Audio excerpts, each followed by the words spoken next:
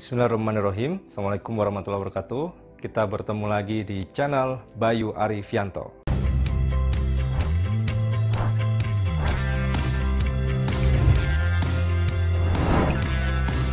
Pada video kali ini, kami akan membahas tentang bagaimana kita memanage sebuah riset tim, ya, atau tim riset yang itu tentunya terdiri dari banyak personel dan banyak infrastruktur kegiatan yang terlibat di dalamnya. Nah, kali ini saya ingin share bagaimana kita memulai dan membuat suatu tim riset.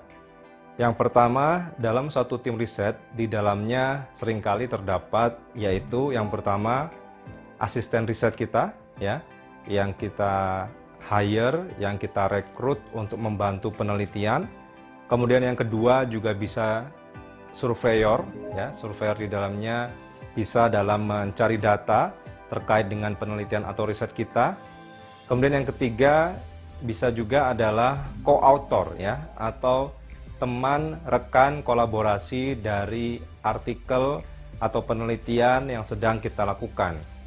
Kemudian yang keempat adalah bagian administrasi mungkin, ya, yang itu menghandle administrasi terkait laporan keuangan juga, ya, yang di dalamnya juga mungkin memanage dana laporan hibah jika rekan-rekan sekalian mendapatkan hibah.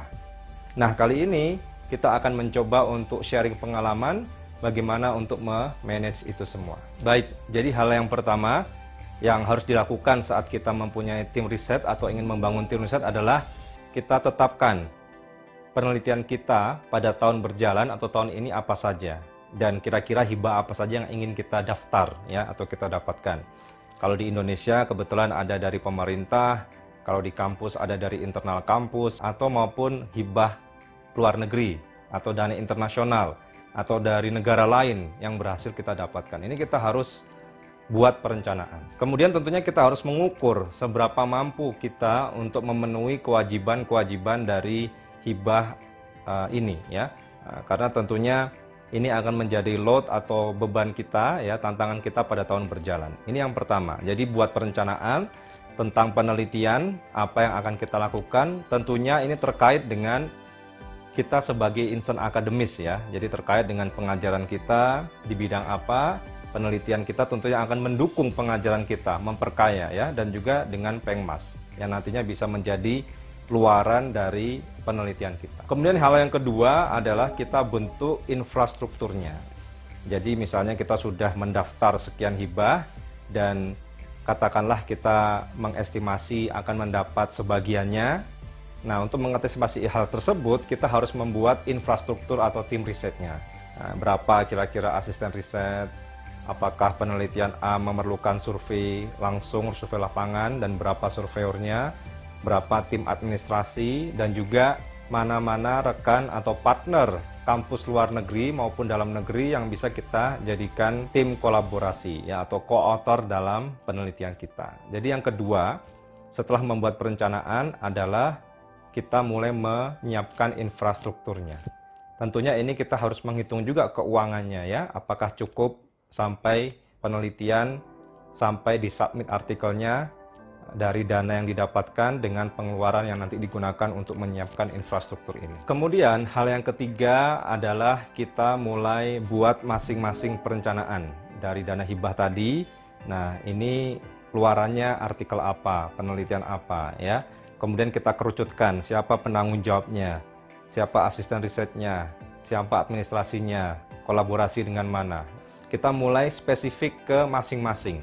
Jadi yang pertama tadi perencanaan, yang kedua penyiapan infrastruktur secara keseluruhan, yang ketiga kita mulai buat spesifik untuk masing-masing hibah, masing-masing riset per tahun kita akan menghasilkan berapa. Nah, ini juga bisa dengan keuangannya, ya, sekalian dengan keuangannya berapa di dalamnya. Jadi kita mulai detail dan juga bisa disertakan SOP-nya, ya, SOP dari masing-masing grup ini, ya.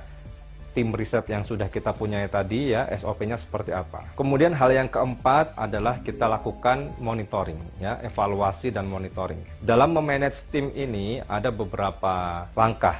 Yang pertama, Anda bisa secara manual, jadi koordinasi mungkin lewat media atau infrastruktur yang sudah ada ya, bisa lewat handphone atau misalnya lewat grup yang sudah dibentuk secara manual Anda evaluasi, atau Anda bisa juga membentuk dashboard ya. Dashboard banyak sekali saya rasa software aplikasi yang dapat digunakan untuk memanage tim. Jadi di situ bisa kelihatan tugasnya apa saja masing-masing personel, kapan disubmit, sudah mendapat LOA atau tidak, sudah mendapat revisi atau tidak, dan kapan dipublish.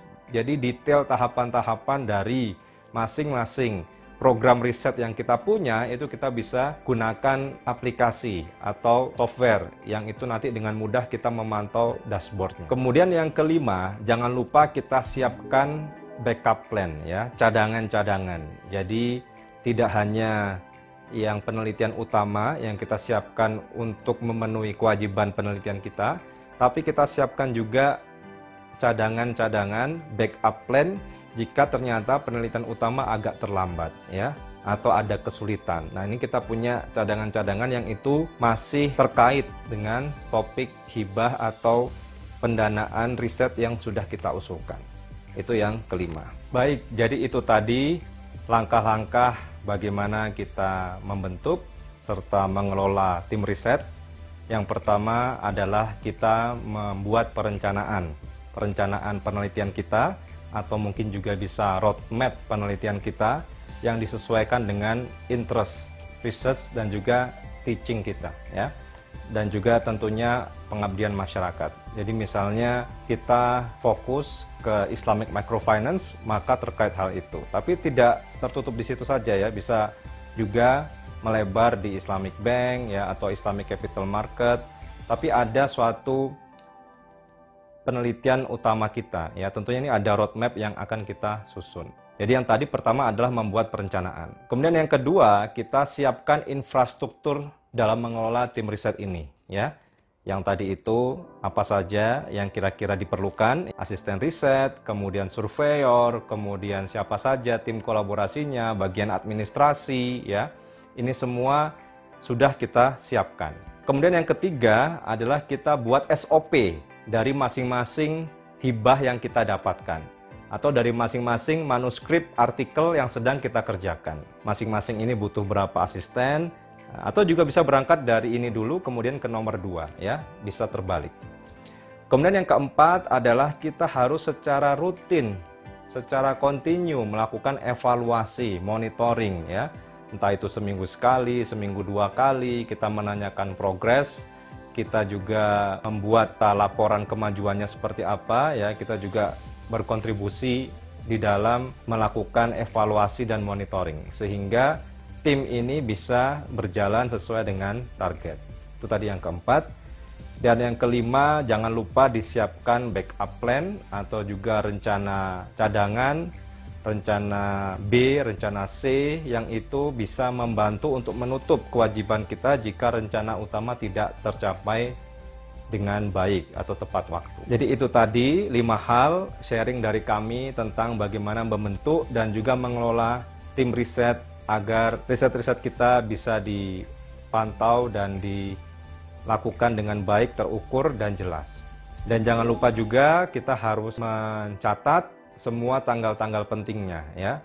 Tanggal untuk misalnya mendaftar hibah, melakukan laporan kemajuan, melakukan laporan akhir ya, atau juga terkait dengan pertanggungjawaban lain yang masih di dalam hibah atau pendanaan penelitian. Kalau memang tidak ada ya kita bisa juga melakukan deadline pribadi ya, kapan ini kita akan selesaikan. Jadi itu tadi yang bisa saya sampaikan tentang bagaimana kita membentuk dan mengelola tim riset. Mudah-mudahan bermanfaat. Saya akhiri, wabillahi taufiq wal hidayah. Wassalamualaikum warahmatullahi wabarakatuh.